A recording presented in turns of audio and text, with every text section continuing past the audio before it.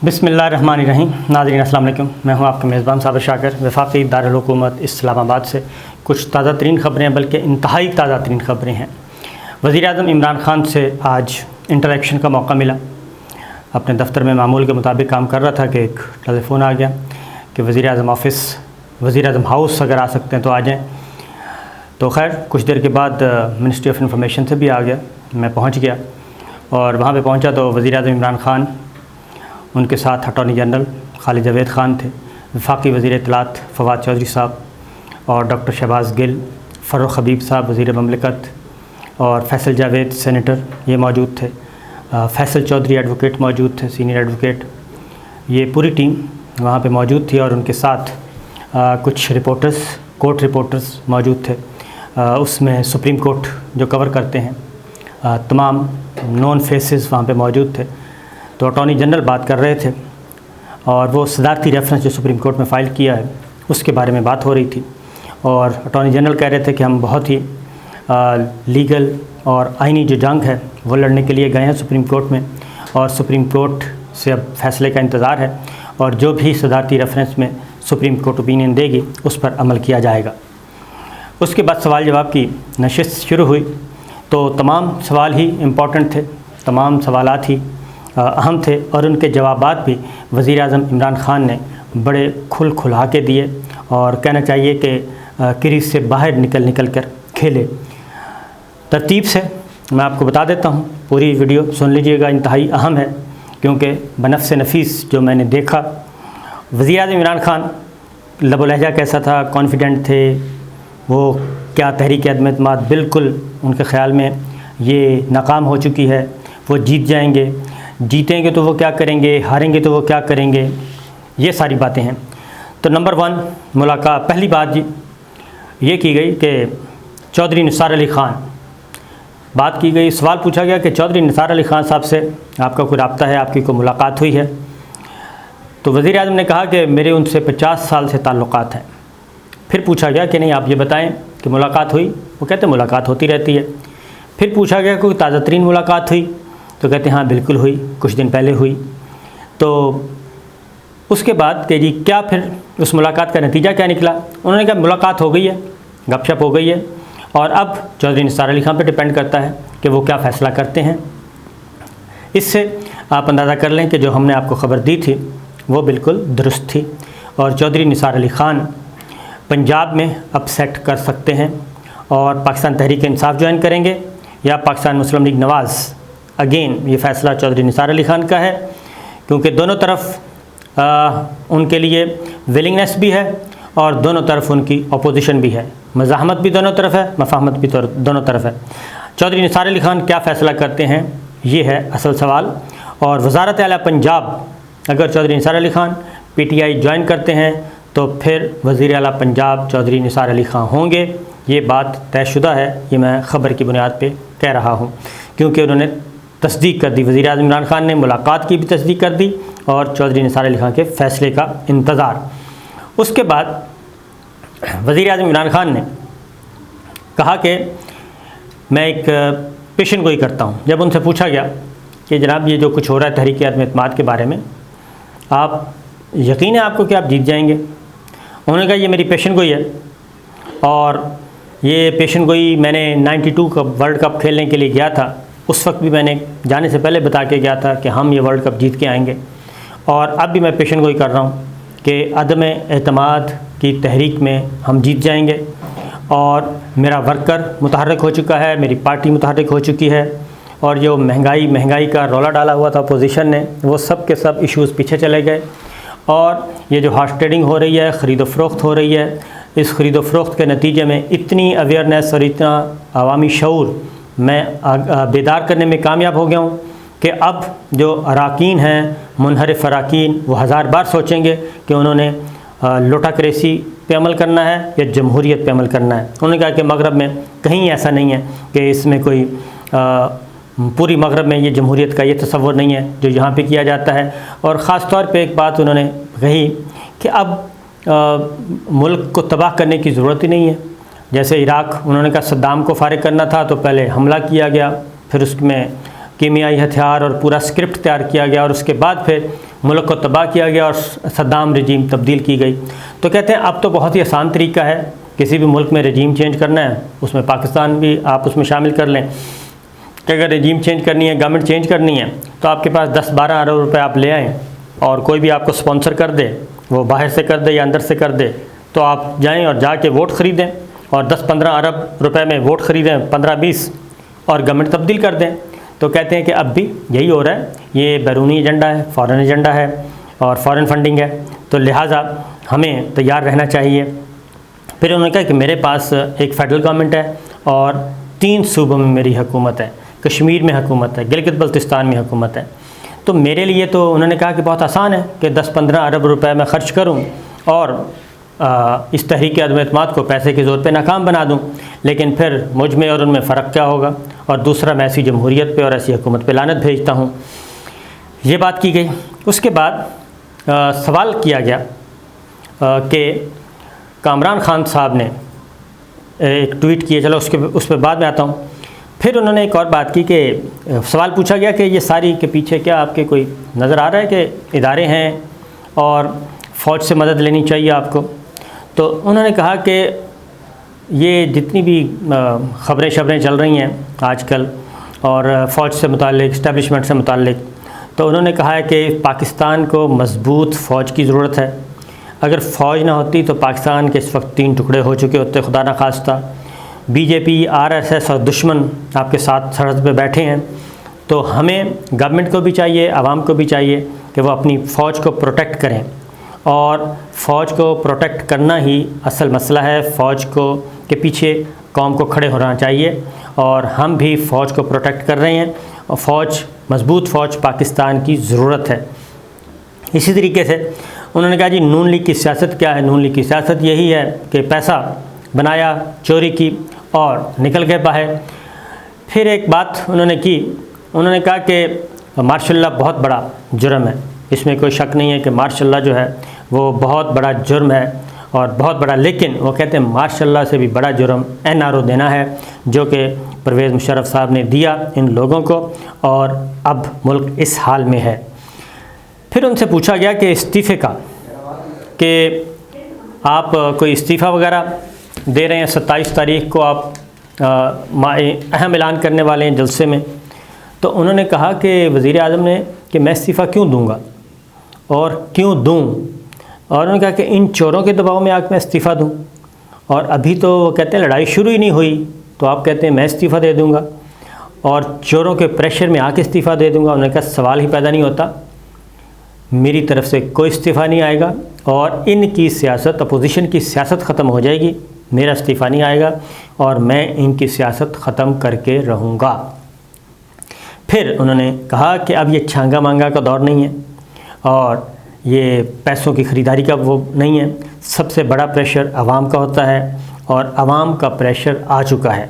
फिर एक और बात उनसे पूछी गई कि सुना है कि आपके पास कोई ट्रम्प कार्ड हैं, तुरुप के पत्ते हैं, और वो कब खेलेंगे कहीं ज़ाया ना हो जाए। तो उन्होंने कहा कि ट्रम्प कार्ड है तो कह रहा हूँ कि हम जीतेंगे, हमारे पास बिल्कुल ट्रम्प कार्ड हैं, और अपोजिशन के तमाम कार्ड्स वो शो कर चुकी है, ये उनकी नालायकी है। मैंने तमाम कार्ड्स अभी संभाल के रखे हुए हैं और बिल्कुल उनको मैं शो करूँगा, आप हैरान रह जाएंगे जब मैं शो करूँगा। और टाइमिंग भी बताई उन्होंने। वज़ीर आज़म ने कहा कि या तो वोटिंग वाली रात मैं अपने कार्ड शो करूँगा 1 या 2, या फिर मैं करूँगा जिस दिन वोटिंग हो रही होगी उस दिन सुबह वोटिंग से पहले मैं अपने तुरुप के पत्ते सारे के सारे उस वक्त शो करूँगा, और तब पता चलेगा अपोजिशन को कि उनके साथ हुई क्या है और ये तहरीक अदम एतमाद कैसे ज़ाया होती है। उन्होंने कहा कि राय आमा बनानी होती है, और मीडिया हाउसेस के बारे में भी उन्होंने कहा कि मीडिया हाउसेस राय बनाते हैं, पब्लिक ओपिनियन, लेकिन मीडिया हाउसेस भी जो हैं कुछ वो अपने मफादात, कारोबारी मफादात में उलझे हुए हैं और वो भी अब हिस्सा बन गए हैं।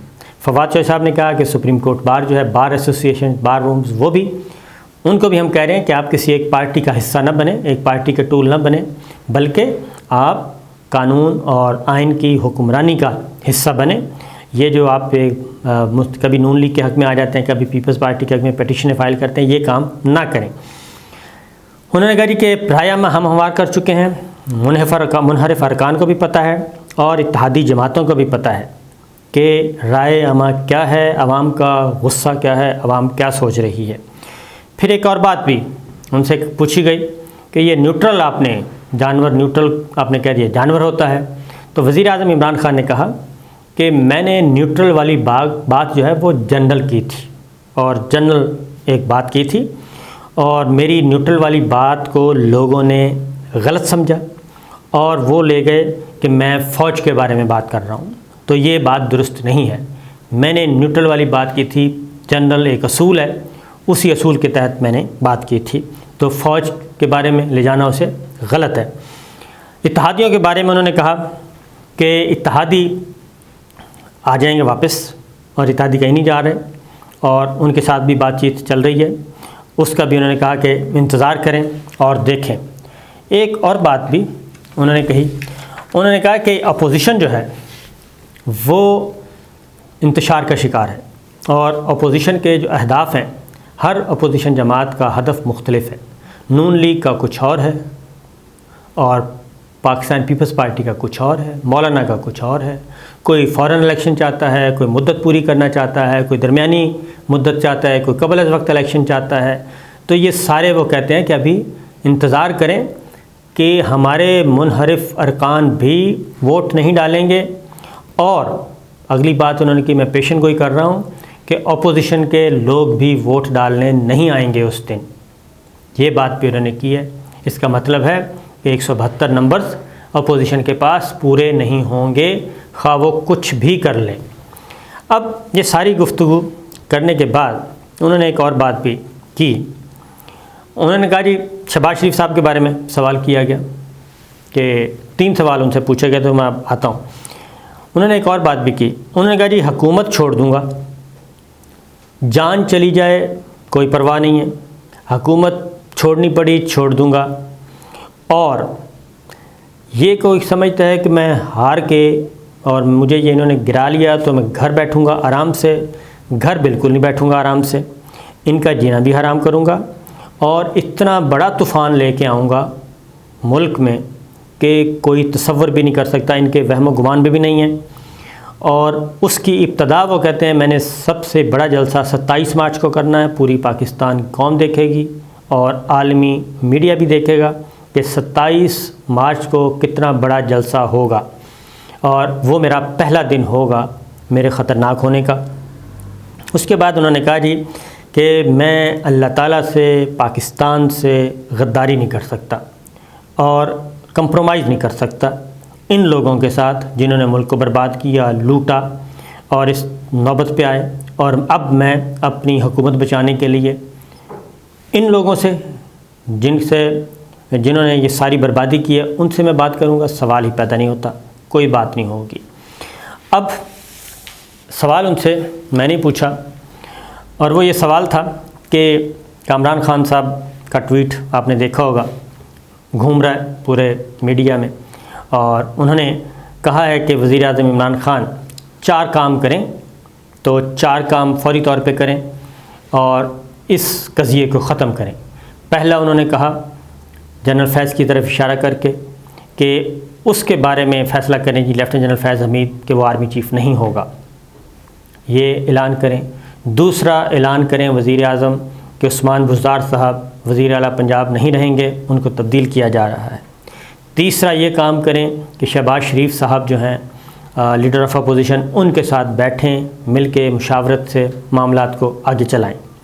चौथा एक और मुतालबा भी उन्होंने किया और ये जनाब बाजवा साहब और प्राइम मिनिस्टर आगे आएँ, अपोजिशन के साथ बैठ के मामलात को आगे बढ़ाएं, नैब कानून फ़लाँ कानून वो है। तो मैंने उनसे पूछ लिया, मैंने वज़ीर आज़म से कहा, मैंने कहा कि सुना है कि कोई खेल चल रहा है और कामरान खान साहब ने आपको कहा है कि आप 4 बातें करें। तो वज़ीर आज़म इमरान खान ने बड़ा कहका लगाया। पहला सवाल जब मैंने कहा कि आप ऐलान करें कि अगला आर्मी चीफ़ जनरल फैज़ हमीद साहब नहीं होंगे, उन्होंने मज़ीद कहके लगाए। दूसरा सवाल मैंने कहा कि कामरान खान साहब ने कहा है कि आप वज़ीर आला पंजाब उस्मान बुज़दार को तब्दील कर दें, उसके बाद उन्होंने मज़ीद कहके लगाए और वो जैसे बच्चा हंसी से लोटपोट नहीं हो जाता, इस तरह वो लोटपोट होने लगे, आंखें उनकी बंद हो गईं हंसी से और हंसे जा रहे हैं और बाकी लोग भी। और मैंने कहा ये 2 सवाल इम्पॉर्टेंट हैं, तो बाकी इतने इम्पॉर्टेंट नहीं हैं। तो डॉक्टर शहबाज गिल बैठे थे, उन्होंने कहा कि नहीं जनाब, तीसरा सवाल भी इम्पॉर्टेंट है, वो मैं बता देता हूँ। शहबाज गिल साहब ने तीसरा सवाल बताया, शहबाज शरीफ साहब वाला, कि वो कहते हैं कि शहबाज शरीफ साहब के साथ लीडर ऑफ अपोजिशन को आप मानें और उनके साथ बैठ के बात करें। तो वहीं से उन्होंने शुरू किया। उन्होंने कहा जी डॉक्टर शहबाज गिल ये शहबाज शरीफ साहब के बारे में मुझे कहते हैं, उनके साथ मुशावरत तो बहुत दूर की बात है, मैं तो उस करप्ट आदमी के साथ बैठने को भी तैयार नहीं हूँ, मुशावरत तो बहुत दूर की बात है। और क्या मैं मखसूस चपरासी वाले के साथ बैठूँगा, क्या मैं फेक अकाउंट वाले के साथ बैठूँगा, मनी लॉन्ड्रर के साथ बैठूँगा, चोर और उचक्के के साथ बैठूँगा, लुटेरे के साथ बैठूँगा, उनके साथ मुशावरत करूँ? उन्होंने कहा सवाल ही पैदा नहीं होता। वज़ीर आला पंजाब उस्मान बुज़दार साहब के बारे में पूछा गया सवाल, वो सिर्फ हंसते रहे, मुस्कुराते रहे, कोई जवाब नहीं दिया, तब्दील करना है नहीं करना। और फिर जनरल फैज़ हमीद साहब के बारे में मैंने कहा जी उनका भी बता दें, तो उस पर भी वो हंसते रहे और कोई जवाब नहीं दिया। तो फिर उन्होंने कहा कि ये कामरान खान से पूछें कि ये अपना इनके साथ इनको ये बताता कौन है, कामरान खान को। फिर एक और बात भी हुई और वो ये थी कि अगली बात कि आपके पास कुछ वीडियोज़ हैं, वीडियोज़ हैं और उनको आपने लेके आना है। तो उन्होंने कहा कि ये वीडियोज़ जो हैं ये मरीम नवाज़ की ख़ासियत है और मेरी नहीं है, तो ये वीडियोज़ का मशगला उनका है, वो लेके आती हैं, वो जाने और उनका जाने काम। और फिर एक और बात भी जाते जाते की, उन्होंने कहा कि जिस दिन तहरीक-ए-एतमाद हो रही होगी उस दिन कामरान खान साहब से बात उनसे उस दिन पूछना कि अब क्या हुआ। तो ये सारी सूरत हाल है। ये काफ़ी अरसे के बाद, क्योंकि उससे पहले वज़ीर-ए-आज़म इमरान खान ने यौम पाकिस्तान की पुरवकार तकरीब में शिरकत की, जिसमें चारों मुसल्लह अफ़वाज के सरबराहान मौजूद थे, army chief general Qamar Javed Bajwa, chairman joint chief of staff committee, पाक बहरिया के सरबराह, पाक फ़िज़ाइया के सरबराह और सदर ममलिकत डॉक्टर आरिफ अलवी साहब, और 40 से ज़्यादा 46-48 मुल्कों से आए हुए वज़राए ख़ारजा, वज़राए ममलिकत, डिप्टी प्राइम मिनिस्टर्स, 15 मुल्कों से आए हुए मुबस्सिरीन, पुरवकार तकरीब उसमें शिरकत की। और वहाँ की जो तस्वीर आई वो भी बड़ी ज़बरदस्त तस्वीर थी। तो उसके बाद फिर ये वज़ीर-ए-आज़म हाउस में ये सारी गुफ्तगू हुई। तो वज़ीर-ए-आज़म इमरान खान ने कहा, अटॉर्नी जनरल ने भी कहा कि अब हम मुंतज़िर हैं सुप्रीम कोर्ट के सदारती रेफरेंस के बारे में कि वहाँ से हमें क्या राय मिलती है। और एक और बात भी की, उन्होंने कहा जी हमने डिले नहीं करना, हम बिल्कुल अकॉर्डिंग एज़ पर कॉन्स्टिट्यूशन इस पर अमल करेंगे और तहरीक अदम एतमाद को डिस्पोज़ ऑफ करेंगे। इजाज़त दीजिए, अल्लाह हाफ़िज़।